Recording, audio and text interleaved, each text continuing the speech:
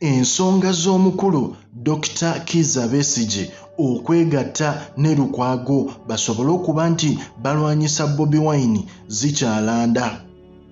Gwe yonna gy'osinziira okuba nga weekumidde ku mukutu tugamba bugambi mwattu subscribinga gwe omupya yes olikinge onyige n'akade osobola okukomentinga n'endowoozayo tusobole okuba nga update zonna ezigenda mu maaso mu ggwanga Uganda ozifuna bulungi nnyo. Nga bwe nagamba abantu baffe abali e Dubai, Qatar, Jordan, Saudi Arabia, Bahrain, abali mu Oman tubagamba yonna gye musinziira tubeebaza okuba nti ku mukutu kwe muli. Era nga n'olunaku olwaleero ffenna tumanyi nti FDC omukulu amanyiddwa nga Dr. Kizza Besigye olunaku ennaku ntono nnyo emabega yavuddeyo n'abaako ekibiina kya launchinga.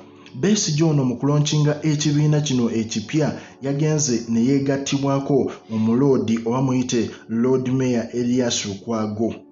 Obulira kati bano ababiri mu kwegatta Besigye n'afuula Lukwago deputy we.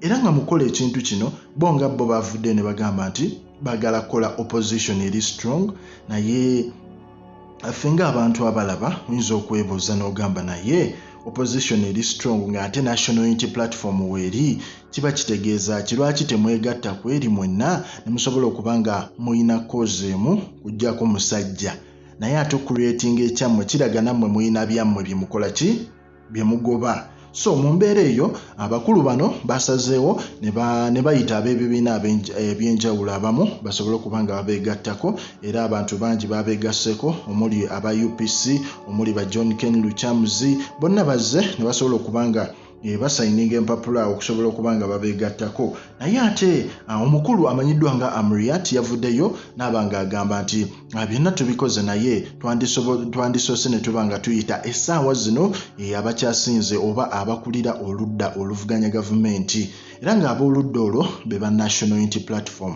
Amriat n'avaayo n'agamba nti ye ng'omuntu avaayo na inviting National Unity Platform kubanga erina impact nnene nnyo eyinza okubaako kyeyongera ku struggle yaabwe ey'ekyo ekibiina kye baguddewo. So mu mbeera eyo ne beegayirira Bobi Wine era abagezaako okwogerezeganya naye bamugamba asobole okuba nga abeegattako mu ekyo ekibiina kyetamanyi oba Bobi Wine asobole okukkiriza kubanga ate ebipya ebyazuuse biraga nti abakulu bano kigambibwa okuba nti waliwo abateekamu kasente okusobola okuba nga bakuba Bobi Wine okusobola okuba nga bajja Bobi Wine mu kifo ekyo. So mu mbeera eyo Bobi Wine si kiwa nti anaasobola otuula nabo naye nga ffe ku Projan Media tulinze bulinzi tulabe naye nga bavuddeyo ne basobola okuba nga bamwegayirira asitule National Unity Platform yonna agigatte ku kino ekibiina.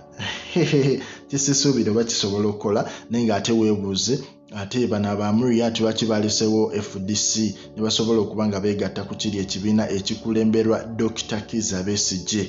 Ate ng'abantu emabegako awo bavangayo ne bagamba nti omukulu Besigye myaka 2 gyonna gy'avuganyiza Museveni kigambibwa okuba nti omukulu yennyini yali yamuteekawo okusobola okuba nga ateekawo ku mbeera nti wabeerawo Uganda erimu okulonda of which bonna ababeera ku ballot kigambibwa okuba nti baba bantu bamuzeeyi okusinziira ku bantu bye boogera. So mweye embeera kugamba bugambi ffe tukuwa updates zonna eziba zigenda mu maaso mu ggwanga Uganda naye nga gwe osobola otubuulira Bobi Wine anaagenda oba taagende naawe nga gwe omuwa magezi ki likinga commentinga mwattu era subscribing updates zonna obenga ozifuna bulungi nnyo.